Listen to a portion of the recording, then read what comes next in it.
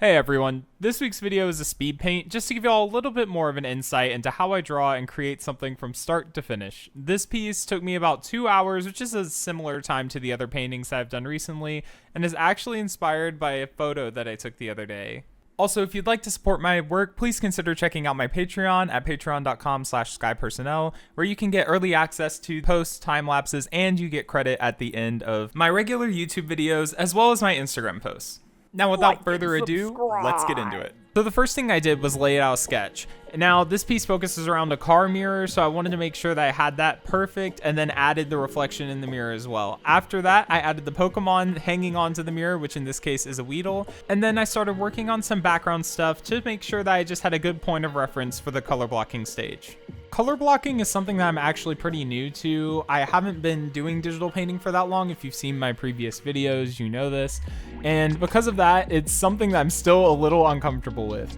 That being said, I knew that this background was going to end up being blurred at the end, so I didn't have to have as much precision as I will in the future for other projects I want to work on, and instead just needed to make sure that I had the basics of lighting and shadows and all that kind of stuff, so that when the viewer looks at this piece, they know, hey, this is a mountain and it has trees and lighting and all that kind of stuff, and it's not just a flat background. That being said, this color blocking process is still really intimidating to me, mainly because I look at this and I still think this kind of just looks like a blob right now, and I know that that's not how it's going to end up, especially because it's going to have that blur on it. But it's something that still really does freak me out and just gives me that kind of stress of, am I messing this up? Am I doing this wrong? That being said, I know that if I just keep going and, as Sam Does Arts would say, trust the process, it's going to work out and it's going to be fine. I just have to keep pushing forward and making sure that I'm doing the best I can to make it look as mountainy and a forest environment as possible.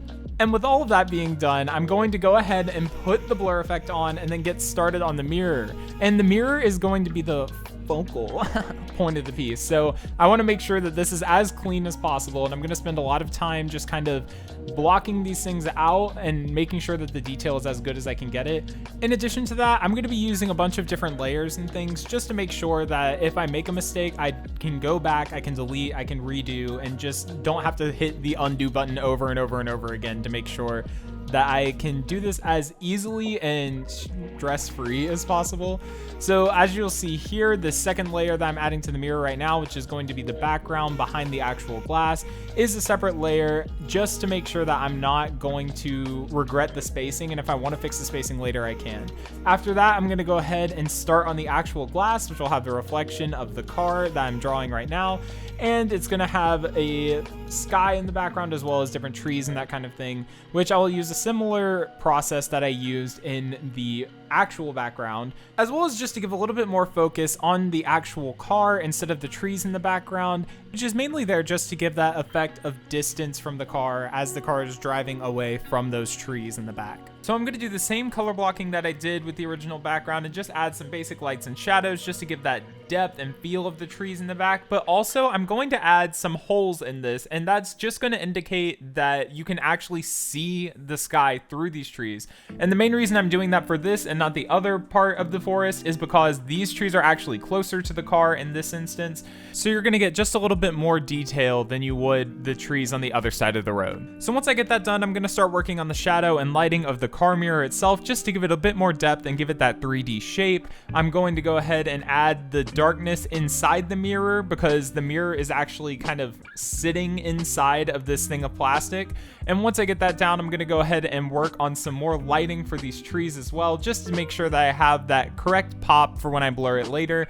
And I'm going to go ahead and work on the lighting situation of the car window, so you'll see light reflecting off of that, and just again give it a bit more of detail and a bit more depth than just the flat car mirror itself. And one of the things that you're going to see me do here is a lot of tiny eraser marks and all that kind of thing, and a lot of that is because I have a bit of a problem right now with getting the layer management correctly and making sure that everything is clipped onto the correct layers and what can be a clipping mask and what's not a clipping mask. It's honestly a giant mess, but we're getting there, and it's something that for now I just want to make sure that the piece reads correctly, so I'm fine doing those tiny erasure marks, but it's something that I want to continue to work on in the future. So after that, I began working on adding some more details and finishing touches before I began the process of blurring the background of the forest. And one of the main things I didn't realize here is that because this is a clipping mask, you actually have to paint a lot further outside of the mask than I would have thought, just because when you blur this, it's actually going to have a blue little ring around it if you don't continue to paint outside. And I think a lot of that is just because when you use the Gaussian blur effect, I think that it leads to having that blue ring around it just because the blur gives a little bit more space for that blue to come through. So after that, I began working on my layer management skills, adding a bunch of different groups and things, and then started to clean up the mirror before adding some finishing lighting touches. And honestly, this is just to give the mirror a lot more pop. I really like having an extra like color dodge layer and that kind of thing, and adding some color dodge effects onto the mirror itself, just to give it a bit more oomph, I guess, and just to make sure it looks as clean as possible and fits how I want it to fit in the piece. After that, I worked on the background a little bit more just to see if there was anything I could change in the environment to make the mirror stand out or to add a little bit extra lighting and that kind of thing. And I'm gonna be honest, lighting isn't my strongest suit, so I'm not quite sure how well this is done, but it's something that I want to continue to work on in the future. So I wanted to give myself as many chances as possible to try to get it right. And then after that, I began working on the cute little Weedle. And for this Weedle, it honestly took a bunch of different layers and stuff for me, mainly because I knew I would have to add clipping masks and lighting to each individual ball of the Weedle afterwards. So I wanted to make sure that I had the space to do that and it wasn't going to be a giant mess of a bunch of tiny erasure marks like I had for the mirror earlier. That being said, it definitely was probably more layers than I needed or could have had a little bit more organization to it, but we got where we needed to go. It's all good. So I finished up working on the color blocking and making sure that I had it all right. I actually spent a lot of time on this left eye here just because I wanted to make sure that everything is aligned correctly and that it would be where the Weedle is actually looking based on the right eye.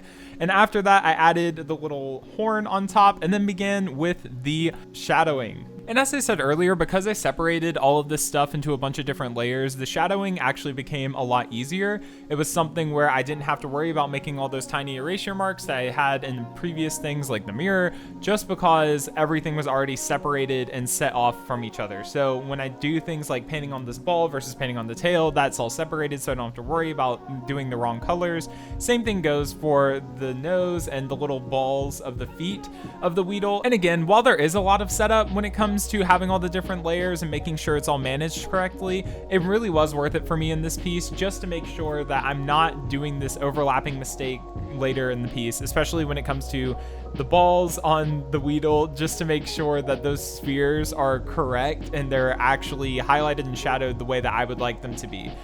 And it's something here actually where I realized that I need to make this layer that is separating each individual sphere from each other a multiply layer, just so it looks a little bit cleaner and it actually has that extra bit of depth as it collides with the other shadow underneath. After that, I began working on the highlights for the Weedle, which is honestly my favorite part because it really just makes the character and the scene pop a lot more, and I just love having those bright colors any place that I can when it comes to any of my pieces.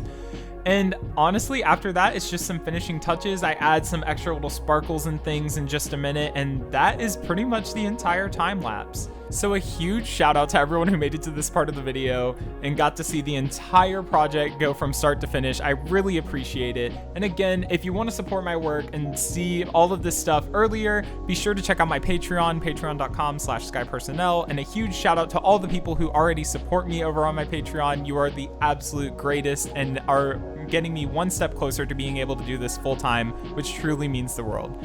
Thank you all so much for watching, and I will see you in the next one. Bye, guys.